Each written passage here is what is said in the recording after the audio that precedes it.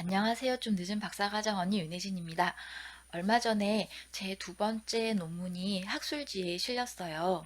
논문을 투고하고 또 수정하는 과정이 좀 시간이 많이 걸리고 또 신경이 많이 쓰이기도 했고요. 논문이 실리기 전에 뭔가 이런저런 이야기를 한다는 게 조금 조심스럽더라고요. 그래서 그동안에 몇 가지 느낀 점들은 있었지만, 그래도 논문이 실리면 그때 이야기하면 좋겠다 이런 생각을 하게 돼서 지금 조금 늦게라도 이렇게 말씀을 준비하게 됐어요.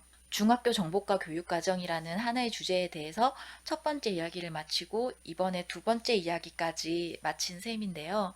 그러다 보니까 뭔가 감회가 좀 더 새로웠어요. 제가 이 분야에 대해서 조금 더 한 발자국 더 깊이 들어갔구나 이런 생각을 하게 됐고요. 제가 연구하는 어떤 분야에 대해서 할 말이 조금 더 생겼다. 이게 두 번째 논문을 쓰면서 얻게 된 가장 큰 수확이다 이렇게 생각을 합니다. 두 번째 논문을 투고하고 첫 번째 심사 결과가 수정 후 재심이었거든요. 두 번째 심사를 위해서 이렇게 수정을 하면서 좀 느꼈던 점이 있었는데요. 그걸 제가 좀 메모를 했었거든요. 재심을 위한 논문을 준비하면서 제 논문을 다시 꼼꼼히 이렇게 뜯어봤을 거잖아요. 그렇게 읽어보면서 가장 먼저 느꼈던 점은 정말 많이 부족했구나, 이런 생각이 드는 거예요. 그렇다고 해서 제가 논문을 투고했을 때, 이거 너무 부족한데? 이렇게 생각하면서 투고한 건 아니었거든요. 제 나름대로는 준비하느라 했는데도 그걸 어느 정도의 시점이 지나서 다시 보니까 이게 너무 부족한 거예요. 그때 당시에 제가 논문을 수정하면서 느꼈던 점은, 이게 내가 하느라고 하지만 어느 시점이 지나서 다시 보면 그게 좀 많이 부족하구나. 그 이유는 그때 하고 다시 수정하는 그 시점 사이에 제가 또 그만큼 변화했다는 의미겠죠. 투고했을 당시에는 물론 시간에 조금 쫓기는 부분도 있었겠지만 읽느라고 있는데도 안 보이는 부분이 있었던 거예요. 그러니까 그게 그 당시에 제 수준이었겠죠. 그런데 그게 어느 일정 시점을 또 지나고 나니까 제가 그동안에 또 뭔가 다른 걸 읽었을 거고요. 또 여러 가지 생각의 발전들이 있고 나니까 제가 썼던 그 글을 다시 볼 때 뭔가 다른 관점이 또 생기게 되는 거더라고요. 그래서 제가 논문을 수정하면서 이렇게 분량도 많고 또 뭔가 정리가 덜 된 이런 글을 읽어주신 심사위원들께 좀 죄송하면서도 또 고마운 생각이 들더라고요. 제 경우에는 문헌을 바탕으로 하는 질적 연구다 보니까 기본적으로 분량이 좀 많다라고 저는 그렇게 생각을 하고 있기는 했는데요. 그럼에도 불구하고 논문을 쓸 때 가능한 한 핵심을 가지고 좀 짧게 쓰려고 노력을 해야겠다 이런 생각을 많이 하게 됐어요. 제 그렇게 부족하고 분량도 많은 그런 글을 읽어주신 분들께 정말 감사하고 또 죄송한 마음이 정말 그때는 많이 들었었어요. 그래서 첫 번째 심사를 거치고 수정 후에 두 번째 심사를 거치고 또 그 이후에 또 수정사항을 받아서 또 수정을 해서 이제 게재를 하게 됐는데요.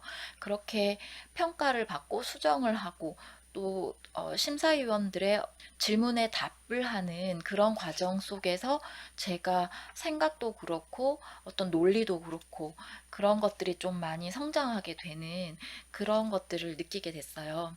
그래서 제가 첫 번째 투고했을 때보다 나중에 게재를 했을 때는 좀 분량도 좀 많이 줄였고요. 표현 자체도 간결하고 명료하게 하려고 되게 노력을 또 많이 기울이는 그런 계기가 됐어요. 논문을 수정하면서 느꼈던 것 중에 또 다른 점은 제가 생각하는 것이 분명치 않고 또 자신이 없으면 말이 장황해지고 또 뭔가 꾸밈의 말들이 많이 들어가더라고요. 그래서 그때 당시에는 뭔가 자세하게 말하고 싶어서 말을 이렇게 이렇게 했는데 그 글을 시간이 지나고 다시 읽어보니 이게 도대체 무슨 말이야? 이게 도대체 왜 이런 식으로 말을 했지?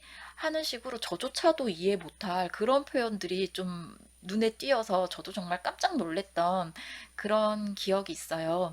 아까도 말씀드렸지만 내가 생각이 분명치 않고 뭔가 확신이 없으면 말 자체도 길어지고 또 중언, 부언, 뭔가 군더더기들이 많이 붙더라는 것. 자기가 썼던 그런 문장들을 대할 때 제 경우에는 자꾸 저에게 반문하거든요. 이게 도대체 무슨 말을 하려고 그랬던 거지? 도대체 얘가 뜻하는 바가 뭐야? 이런 거를 두 번, 세 번 저 스스로에게 반문하게 되고요. 그걸 통해서 분명하게 의미가 규정되는 문장들은 남기고 그렇지 않은 것들은 그냥 지워버렸어요. 그렇게 지워버린 내용들에 대해서는 나중에 다시 읽어봐도 그게 없다고 해서 그렇게 이상하질 않더라고요. 만약에 그것 때문에 어떤 의미의 공백이 생기면 새롭게 써넣는 그런 방식을 택하니까 오히려 글이 조금 더 명료해지고 분명해지는 것들을 이번에 알 수 있었어요. 요즘에 계속 새벽 공부를 하고 있는데 그때 계속 준비하는 것들은 이제 학위 논문하고 또 세 번째 논문을 동시에 이렇게 준비를 하고 있어요. 그게 뭔가 능력이 뛰어나서 그렇게 해서 준비를 하는 게 아니라 학위 논문 자체가 제가 학위 과정 동안 연구했던 것들 플러스 알파인 점이 있기 때문에 어떻게 보면 학위 논문의 일부분이 사실은 어떤 작은 소논문의 연구 주제가 분명히 될 수가 있는 거죠.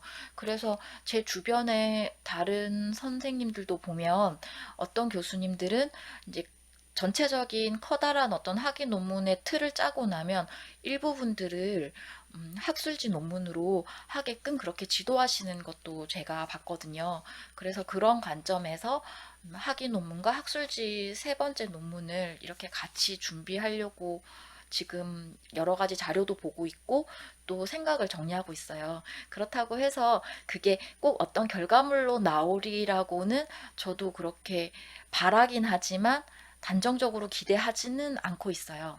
왜냐하면 제가 첫 번째 논문도 써보고 두 번째 논문도 써봤지만 어떤 형식이 될지는 정말 그 논문의 어떤 핵심 아이디어가 나오기 전까지는 단정 지을 수가 없는 그런 부분들이 있더라고요.